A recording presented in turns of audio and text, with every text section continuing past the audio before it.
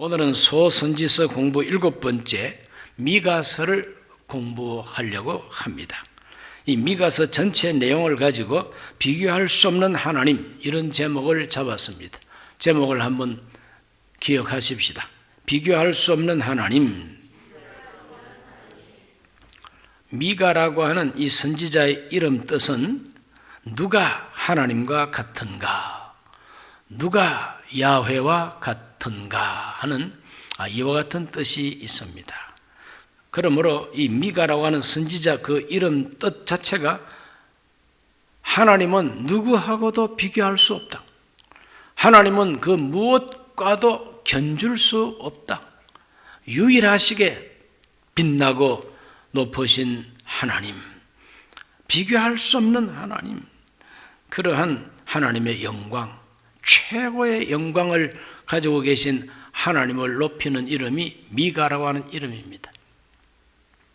그래서 자식 낳거나 손자 태어나면 이름을 박씨라면 박미가, 김씨라면 김미가 이렇게 지어도 괜찮겠다, 이런 생각을 합니다. 왜냐하면 그 이름 뜻이 너무 좋아서. 미가 선지자가 언제 활동했는가 하는 것은 미가서 1장 1절에 아주 자세하게 나타나 있습니다. 유다의 왕들 요담과 아하스와 히스기야 시대에 모레셋 사람 미가에게 임한 야훼 말씀, 곧 사마리아와 예루살렘에 관한 묵시라 그랬어요. 묵시라고 하는 것은 하나님께서 보여주시는 계시라 이 말이죠. 하나님께서 깨닫게 해주시는 하나님의 뜻이라 이 말인 것입니다. 그러므로 이 미가 선지자는 유다 왕국 백성들에게만 해당되는 메시지를 전파한 것이 아니라 사마리아, 이 사마리아는 북쪽 이스라엘 왕국의 수도 서울입니다. 그러므로 아직까지 북쪽 왕국 사마리아가 멸망당하기 전에 이 하나님의 묵시를 받았다고 여기서 밝혀주고 있지요. 그러므로 이 미가 선지자도 상당하게 아주 선배 선지자인 것입니다. 이사야와 같은 시기에 활동한 선지자입니다.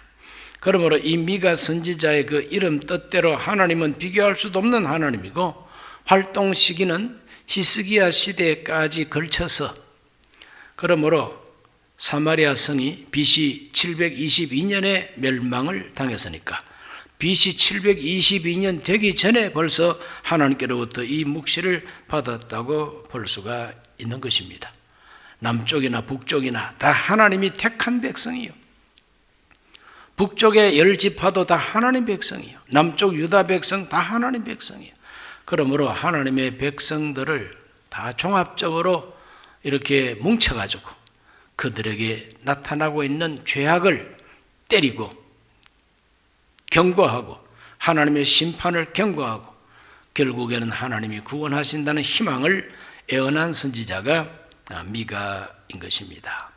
이 미가 선지자의 그 애언의 핵심 내용을 3가지로 분류해서 말씀드립니다. 첫째는 뭐냐 하면은 다가오는 심판에 대한 애언입니다. 다가오는 심판에 대한 애언. 북쪽 왕국 사마리아는 사마리아대로, 남쪽 예루살렘 유다 왕국의 수도 예루살렘은 예루살렘대로 하나님 보실 때에 심판받아 마땅한 죄로 가득 차 있다는 것입니다. 그래서 다가오는 심판에 대한 예언을 했습니다. 첫째, 사마리아에 대한 멸망 예언. 사마리아에 대한 멸망 예언은 1장 6절과 7절에 자세하게 기록이 되어 있습니다. 이러므로 내가 사마리아를 들의 무더기 같게 하고 또 포도심을 동산 같게 하며 또 그 돌들을 골짜기에 쏟아내리고 그 기초를 드러내며 그 새긴 우상들은 다 부서지고 그 음행의 값은 다 불살라지며 내가 그 목상들을 다 깨뜨리리니 그가 기생의 값으로 모아선즉 그것이 기생의 값으로 돌아가리라. 이 사마리아에 대한 예언입니다. 하나님을 떠난 이스라엘 왕국의 멸망을 이런 방법으로 예언하고 있습니다. 여기서 이제 두드러지는 것은 뭐냐? 돌무더기가 되게 하리라. 돌무더기 되게 한다는 것은 전쟁에서 패배하고 그 성을 무너뜨리고 집을 무너뜨리고 돌무더기가 되게 한다는 의미입니다. 그 멸망이죠. 그리고 사마리아를 향해서 이 기생의 값으로 이룬 문명이라고 혹평을 하고 있습니다. 기생의 문명이라고 그랬습니다. 그래서 그 새긴 우상들은 다 부서지고 그 음행의 값은 다 불살라지며 내가 그 목상들을 다 깨뜨릴 것이다. 그가 기생의 값으로 모았은즉 기생의 값으로 돌아가리라. 이 기생의 값이 뭡니까? 그것은 몸 팔고 쾌락을 파는 창기들, 기생들, 화대라 이 말입니다. 화대. 그것을 가지고 모아둔 그 풍성한 부요. 북쪽 이스라엘 나라가 여로보암 2세 때에 최전성기를 맞이해서 경제적으로 부강했고 외교가 아주 양 든든했고 국방이 든든했습니다. 그러므로 의기양양하고 아주 양 편안하게 그렇게 잘 먹고 잘 살았어요. 그런데 그것이 하나님 보실 때는 기생의 값으로 그것을 얻었다는 거예요. 기생의 값으로 화대받아가지고 즐긴다 이 말입니다. 여러분, 내가 돈을 적게 벌더라도 성실하게 일하고 진실하게 번 돈은 참 귀한 돈입니다. 그러나 몸 팔고 정조 팔고 더러운 행동을 하고 양심 팔고 벌어온 돈은 그 정말 좋지 못한 돈이죠. 그래서 구약 성경 신명기서를 읽어보면 하나님은 하나님의 성전에 가져오는 그 이스라엘 백성들의 헌물을 받을 것만 받겠다고 하나님 말씀했어요. 거기에 보면은 이 창기들이 번 돈은 하나님의 성전에 가져오지 말라 이런 말씀이 있어요. 그렇기 때문에 하나님께서는 이 사마리아의 이 부흥이 사마리아 성의 그 전성시대가 기생값으로 벌어들인 것이다. 하나님이 그렇게 말하면서 내가 풀어버릴 것이다. 해퍽에 번 돈은 해퍽에 나가게 되어 있어요. 그러면 하나님 한순간에 다 날려 보내버리겠다고 그렇게 말씀하고 계십니다. 그런 남쪽 유다 왕국의 예루살렘은 어떠하냐? 그 예루살렘 심판에 대한 메시지가 1장 8절로 9절 읽어봅니다. 이러므로 내가 애통하며 애곡하고 벌거벗은 몸으로 행하며 들깨같이 애곡하고 타조같이 애통하리니 이는 그 상처는 고칠 수 없고 그것이 유다까지도 이르고 내 백성의 성문 곧 예루살렘에도 미쳤음이니라. 북쪽의 이스라엘 사마리아 성의 그 기생 노릇이 예루살렘까지 미쳤다는 거죠. 예루살렘까지 사마리아의 문화, 사마리아의 종교, 사마리아가 하나님 앞에 음행하고 기생 노릇한 거, 그것이 침투가 돼 왔다는 겁니다.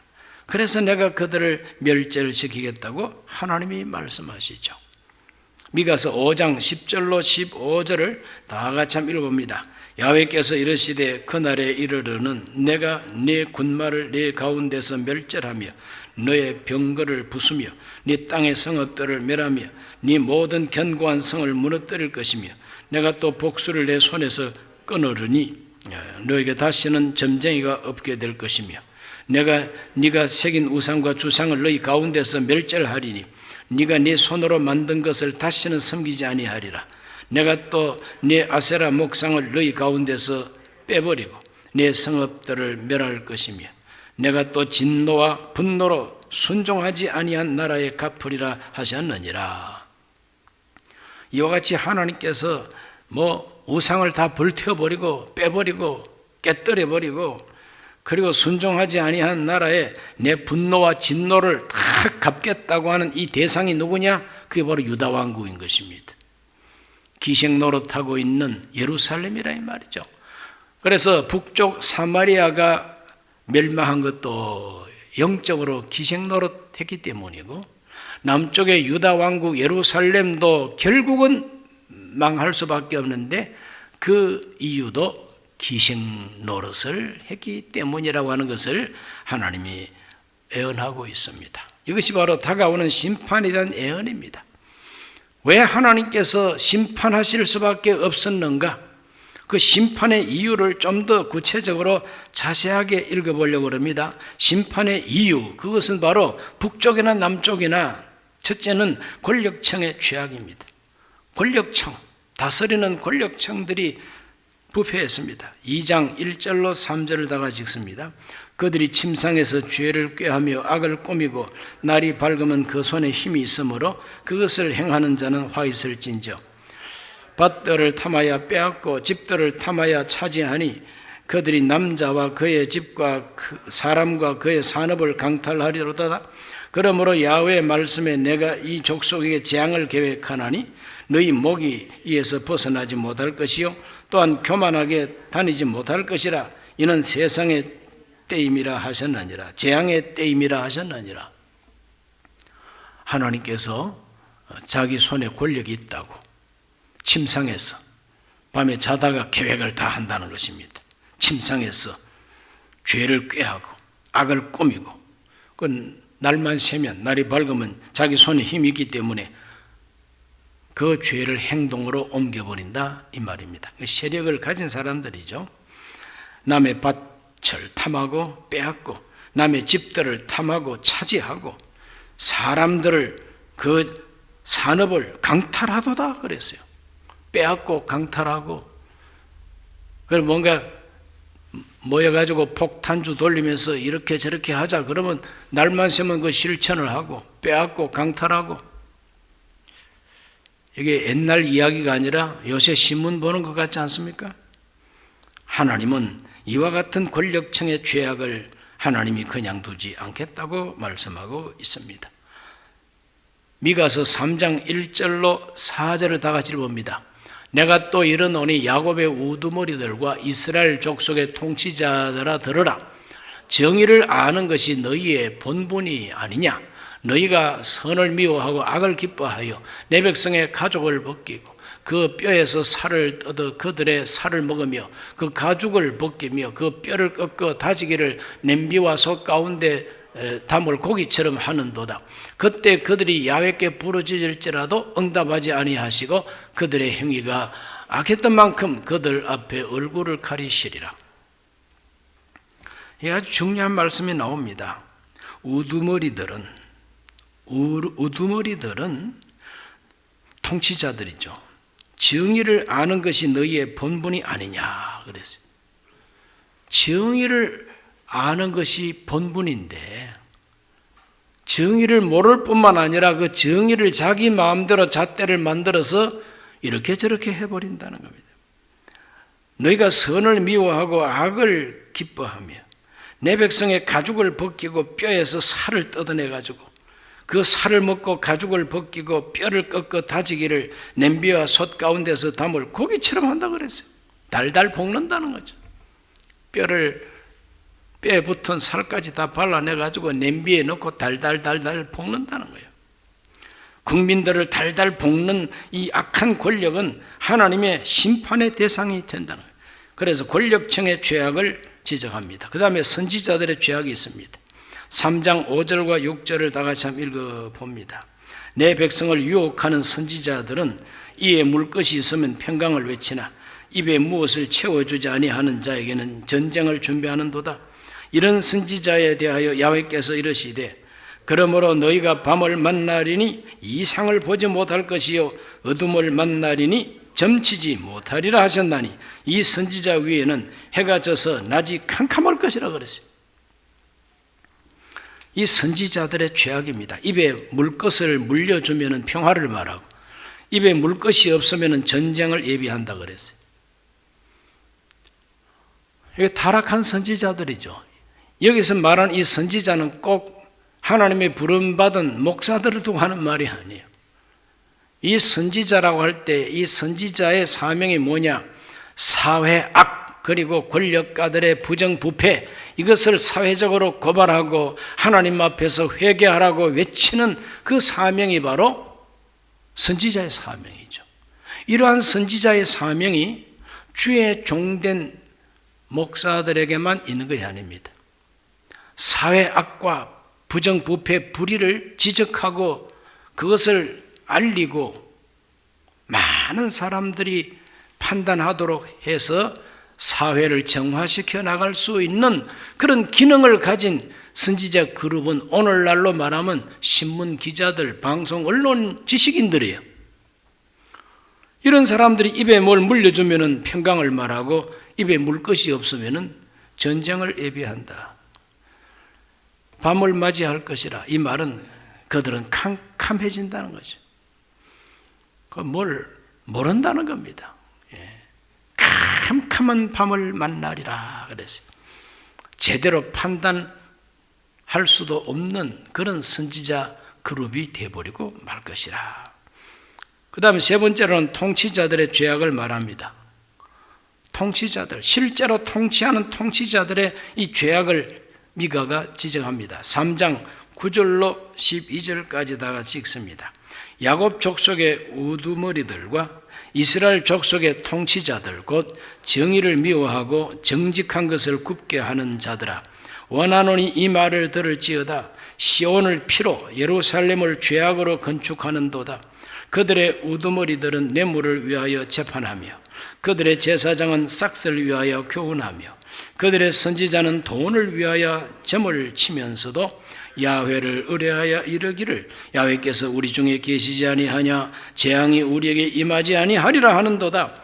이러므로 너희로 말미암아 시온은 갈아엎은 밭이 되고 예루살렘은 무더기가 되고 성전에 사는 수풀의 높은 곳이 되리라 그랬어요. 지금 여기서 말하고 있는 이 참 높은 산, 하나님의 성전, 유다 나라의 멸망을 두고 하는 말이죠. 북쪽 사마리아뿐만 아니라 남쪽에까지 이와 같은 부정과 부패가 파고 들어왔다는 겁니다. 이 통치자들이 이렇게 죄를 짓는다는 겁니다. 정의를 미워하고 정직을 굽게 한다. 누가 정의를 말하고 정직한 소리를 하면은 잘라버립니다. 정직한 말을 하면은 그 사람을 매장시켜버려요. 뿐만 아니라 뇌물을 위하여 재판한다. 뇌물을 위하여 재판한다. 한 자리 줄 테니까. 그러면 재판을 이상하게 해버리죠. 그런 재판을 개판이라고 그러죠. 제사장들은 싹스를 위해서 교훈한다 그랬어요. 제사장, 구약의 제사장은 신약의 목사들하고 가장 관계가 깊습니다. 제사장들은 전문적인 종교 지도자들이고 선지자들은 개인적이고 특별한 사명자들입니다. 하나님 말씀을 대언해야 할 사명. 그 사람들은 하나님의 성전 일을 하지 않습니다. 하나님께로부터 받은 계시와 묵시의 말씀을 백성들한테 공포하고 선포합니다. 이것이 선지자가 하는 일입니다. 그건 제사장은 항상 성전 중심으로 백성들의 죄를 위해서 하나님께 제사를 드리고 백성을 위해서 기도하고 하나님의 율법을 가르치는 이런 사명이 제사장이에요. 그런데 그 제사장들마저 싹스를 위하여 교훈한다는 거예요. 그러니까 종교 권력, 그거는 바로 제사장들이 돈 때문에 교훈하고, 선지자들, 이건 바로 언론의 권력입니다. 백성들한테 선포하고 말하는 권력이에요. 이게 오늘날 언론의 권력이에요. 그리고 여기 통치자들은 누굽니까? 그는 바로 실제로 통치하는 정치인들을 두고 하는 말입니다. 정치 지도자나 언론 지도자들이나 종교 지도자들이나 다 정의를 미워하고 정직을 굽게 하고 뇌물을 그리고 돈 때문에 다 그렇게 한다는 것이죠. 하나님은 이것을 심판하겠다고 합니다. 네 번째로 사회의 총체적인 부패를 하나님이 지적하고 있습니다. 온 세상이 다 썩어 문드러졌다고 하나님 말합니다. 미가서 7장 2절로 4절 읽어봅니다. 경건한 자가 세상에서 끊어졌고 정직한 자가 사람들 가운데 없도다. 무리가 다 피를 흘리려고 매복하며 각기 그물로 형제를 잡으려고 하고 두 손으로 악을 부지런히 행하는도다. 그 지도자와 재판관은 뇌물을 구하며 권세자는 자기 마음의 욕심을 말하며 그들이 서로 결합하니. 4절 읽어봅니다. 그들의 가장 선한 자라도 가시 같고 가장 정직한 자라도 찔레 울타리보다 더하도다. 그들의 파수꾼들의 날 곧 그들 가운데 형벌의 날이 임하였으니 이제는 그들이 요란하리로다. 그랬어요. 가장 정직한 사람도 찔레 울타리 같다, 가시나무 같다는 거예요. 가장 정직하다고 인정받는 사람들마저 남 찌르는 가시와도 같다. 경건한 자가 세상에서 끊어져 버렸다는 겁니다. 정직한 자가 사람들 가운데 없어져 버렸다는 겁니다. 모두가 다 피를 흘리려고 매복하고 각기 그물로 형제를 잡으려고 하고 두 손으로 악을 부지런히 행하는도다 그랬어요. 지도자와 재판관은 뇌물을 구하고 권세자는 자기 마음의 욕심을 말하고 서로 결합한다 그랬어요. 자, 이와 같은 그 모습이 옛날에만 있었던 것이 아니라 오늘날 이 사회도 얼마든지 우리가 찾아볼 수가 있는 하나님 앞에서 심판받을 모양들이죠. 7장 5절과 6절을 읽어봅니다. 너희는 이웃을 믿지 말며 친구를 의지하지 말며 내 품에 누운 여인에게라도 내 입의 문을 지킬지어다. 아들이 아버지를 멸시하며 딸이 어머니를 대적하며 며느리가 시어머니를 대적하리니 사람의 원수가 곧 자기 집안 사람이리로다 그랬어요. 누굴 믿겠느냐 이게야. 누굴 믿겠느냐. 이웃도 믿지 말고 친구도 의지하지 말라. 내 품에 누운 여자한테도 비밀을 말하지 말라는 거예요.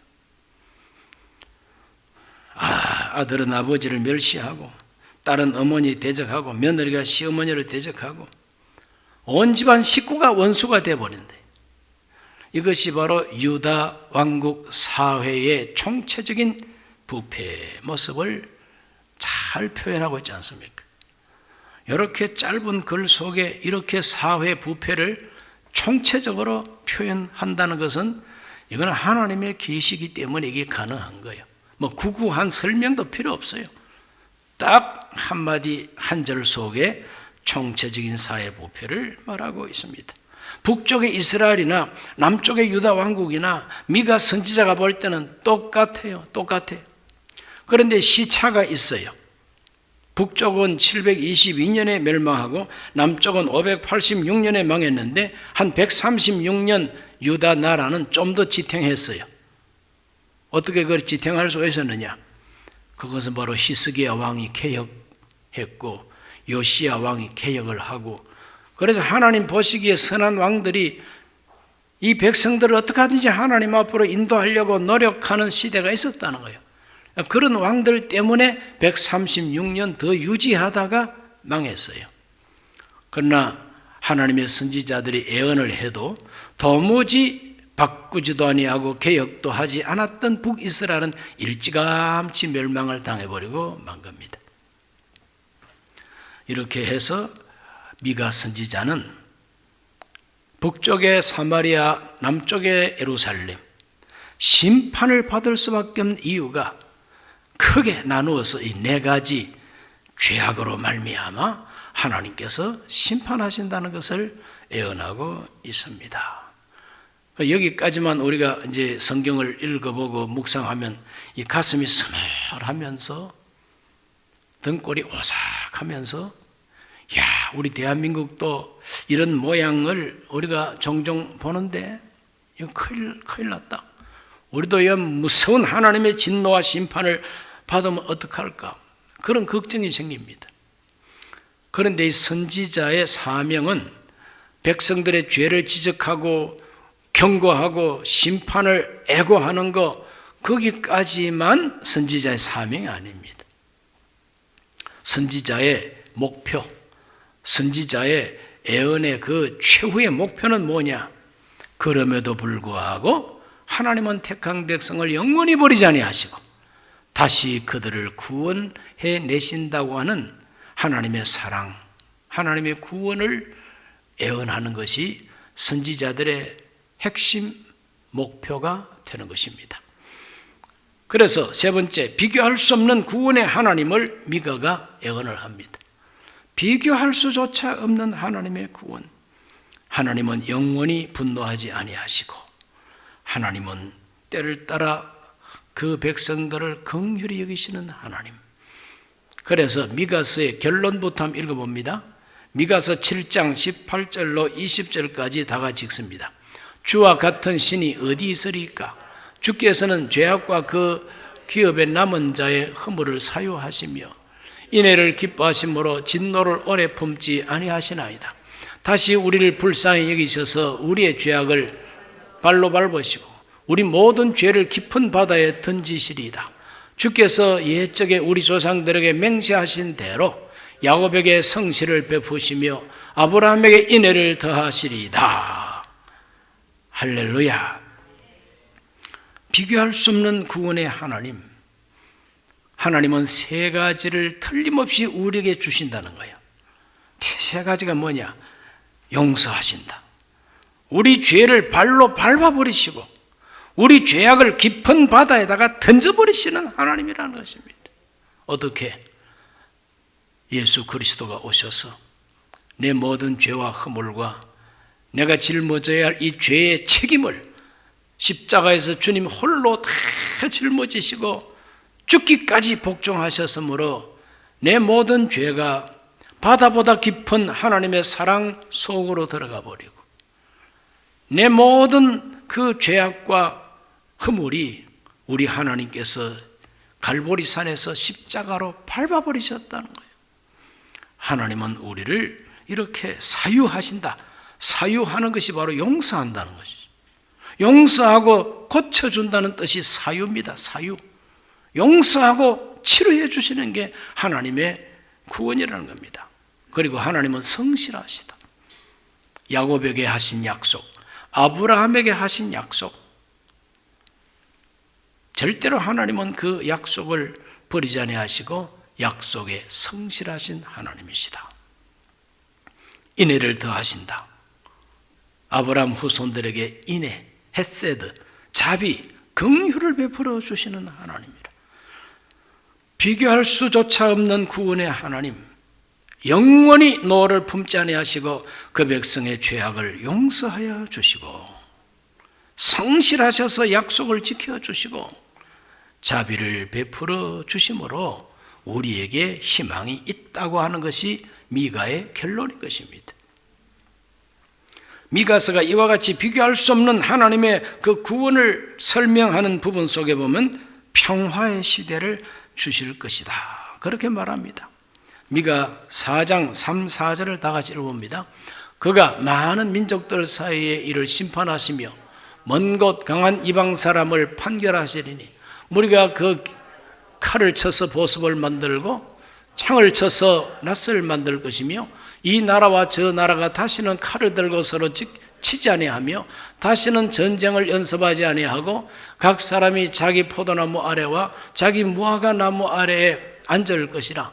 그들을 두렵게 할 자가 없으리니 이는 만군의 야훼의 입이 이같이 말씀하셨음이라. 할렐루야. 심판을 말씀하시다가 갑자기 평화를 말씀하고 계셔요. 하나님께서는 이와 같이 평화의 때를 계획하고 계시다는 거죠. 하나님은 우리를 죽일 작정만 하시는 하나님이 아니라 우리에게 평화의 시대를 열어주실 예정과 계획을 가지고 계시다고 하는 것을 군데군데에서 보여주고 있는 것입니다. 여기 보면은 많은 민족들 사이에 이를 심판하시는 하나님, 먼 곳 강한 이방 사람을 판결하시고 우리가 그 칼을 쳐서 보습을 만들고 창을 쳐서 낫을 만들 것이고 이 나라 저 나라가 다시는 칼을 들고 서로 치지 아니하고 다시는 전쟁을 연습하지 아니할 것이라. 세계 평화입니다. 이것은 바로 예수님께서 만왕의 왕으로 재림하시면 온 세상 나라가 평화의 시대를 맞이할 것이라고 하는 종말론적인 하나님의 구원을 말씀하고 있는 부분인 것입니다. 예수님이 빨리 와야 됩니다. 우리 예수님 빨리 재림하셔야 됩니다. 지금도 남중국해나 대만 해협이나 또는 우리나라 서해바다 여기에서 미국과 중국이 해군부터 공군부터 미사일이 공중에서 부딪히고 전쟁이 일어나기 일보 직전입니다. 지금. 자, 저 바다에서 전쟁이 크게 터지면 땅이라고 안전하겠어요? 땅이라고 안전하겠느냐고.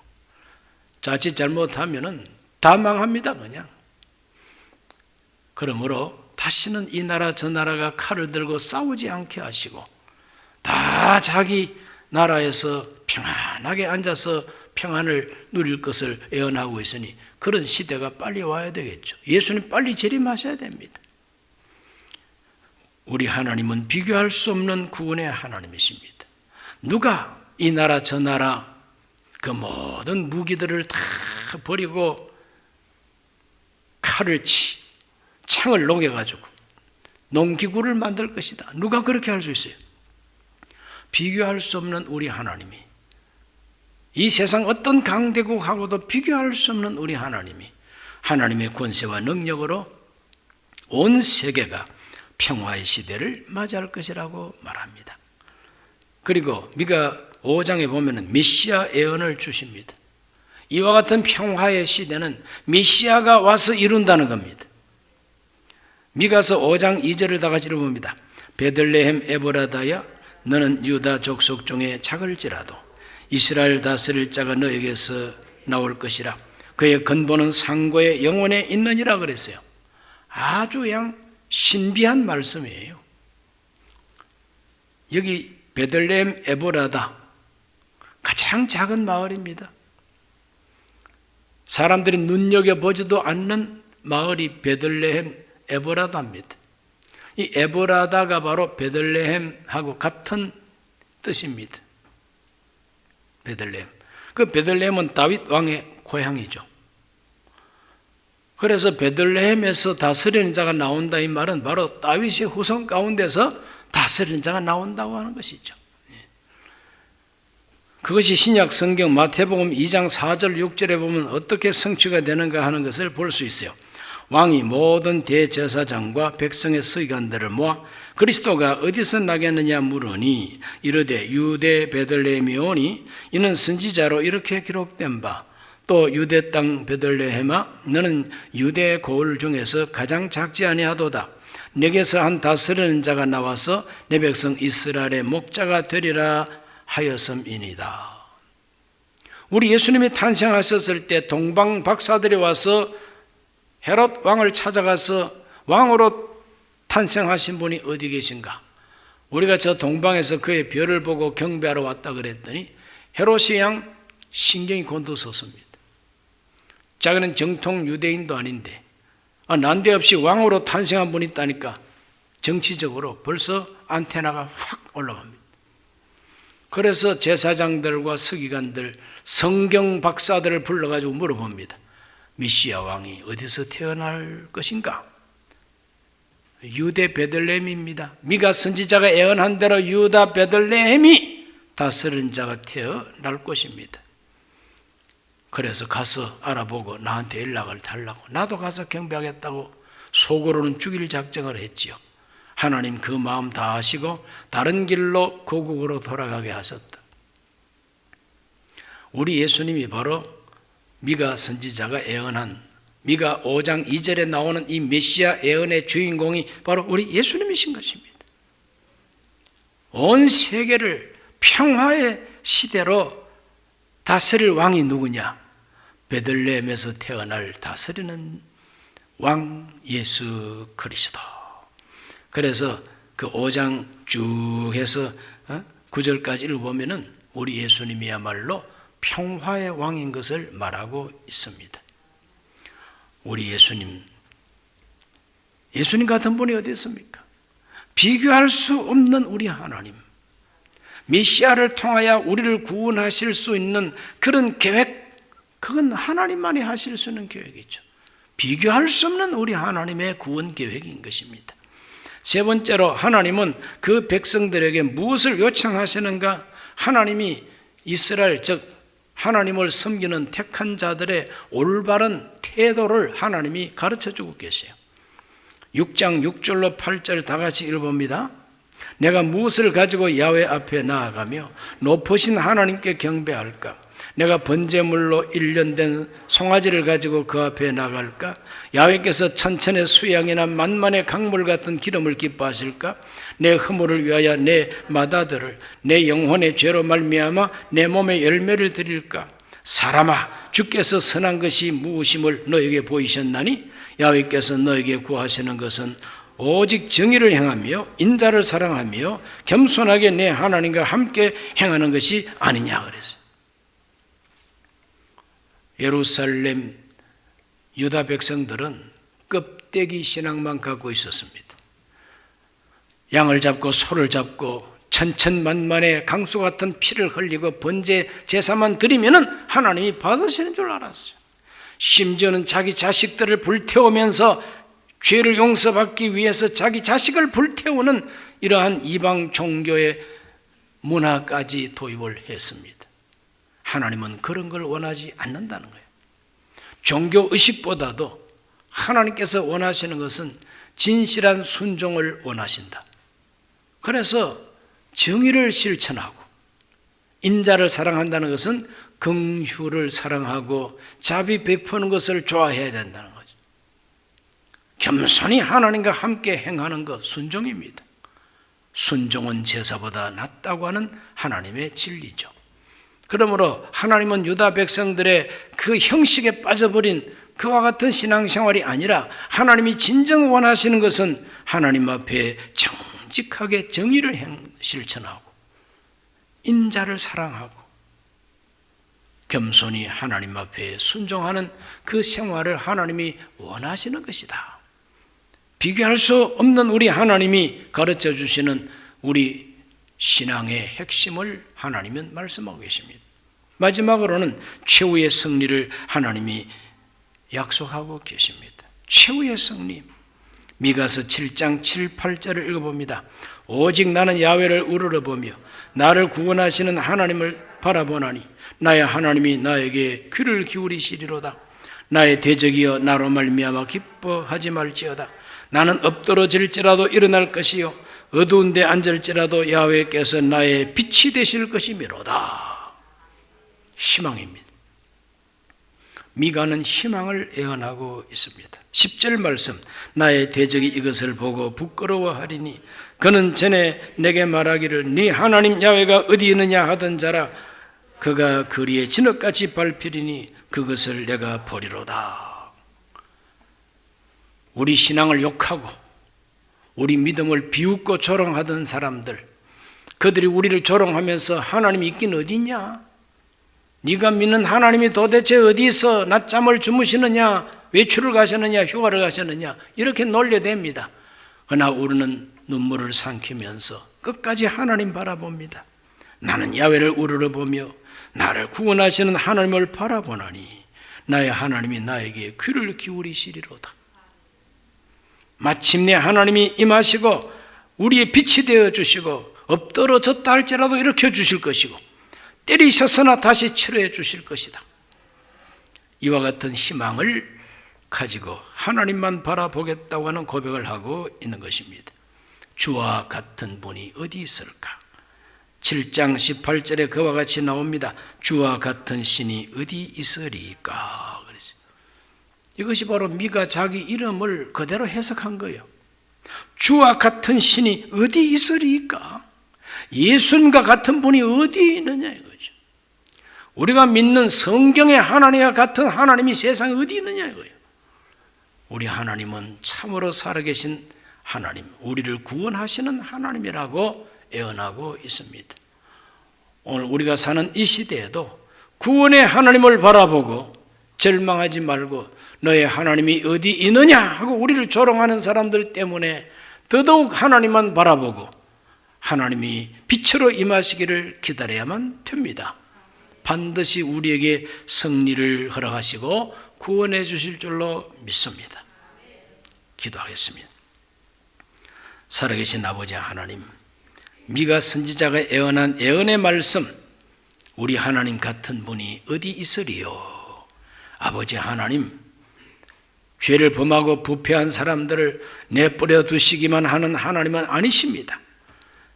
심판하시고 진노하시고 때리십니다. 그러나 회개하고 하나님께 돌이키면 우리 하나님께서는 널리 용서하여 주시고 다시 구원해 주시는 좋으신 하나님을 바라보고 믿고 하나님께로 돌이키게 하여 주시옵소서. 예수님 이름으로 기도하옵나이다. 아멘.